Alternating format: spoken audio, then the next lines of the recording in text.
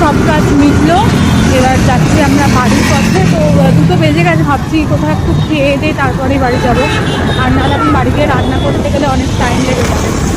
তো দেখি কোনো রেস্টুরেন্টে দাঁড়িয়ে খেয়ে নেবো, খেয়ে নিয়ে বাড়ি যাব।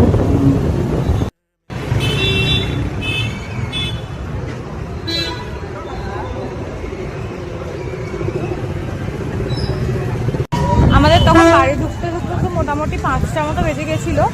আর আমরা ওখান থেকে বেরিয়ে রেস্টুরেন্টে গেছিলাম, যে বাঙালি রেস্টুরেন্টটা খেতে গেছিলাম। ওই বাঙালি রেস্টুরেন্টটা বেঙ্গল বাওয়ার্চি, আগে ভিডিও করেছিলাম, ওখানেই গেছিলাম। আর ভিডিও করিনি কারণ খুব খিদেও পেয়ে গেছিলো আর ভীষণ টায়ার্ডও লাগছিলো। তো ওখান থেকে বেরিয়ে বাড়ি আস্তে আস্তে মোটামুটি 5টা মতো বেজেছে। মামাম তো একটু ঘুমোতে যায়নি, একটু রেস্ট নিয়ে একটু বেরোলাম, একটু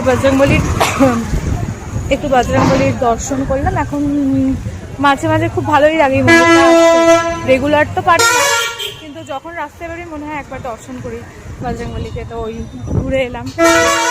এখন বাড়ি যাচ্ছি, একটু হেঁটে যাচ্ছি, ওই দিক দিয়ে ব্যাক করছে না, একটু ঘুরে ঘুরে যাবো বাড়ি।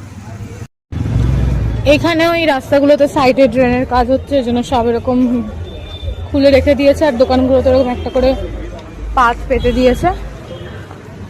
ভিডিওটা তো আমি এন্ড করতে ভুলে গেছিলাম। এখন বাজে 11:30, আমাদের খাওয়া দাওয়া হয়ে গেছে। মামাম এখনো ঘুমোয়নি, ওকে খাওয়াতে গেলাম, যখন খাওয়াচ্ছিলাম তখন ঘুমের জন্য ছটফট করছিল, নাকি খুব ঘুম পেয়ে গেছে। এখনো দিব্যি আবার নিজের ফর্মে ফিরে গেছে। এই যে বেলুন নিয়ে আর একটা কাগজ নিয়ে এখন ওর খেলা চলছে, এখন সব ঘুম চলে গেছে। তো এখন তো আমাদের ওখানে ফ্ল্যাটেতে মোটামুটি রেগুলার যাওয়া হতেই থাকবে, আর ছোট ছোট ক্লিপিং তোমাদের সাথে শেয়ার করব। তো চলো, এই ভিডিওটা এটুকুই রাখতাম, আবার খুব তাড়াতাড়ি ফিরে আসছি নতুন কোনো ভিডিও নিয়ে। এখনকার মধ্যে সকলকে টাটা, বাই।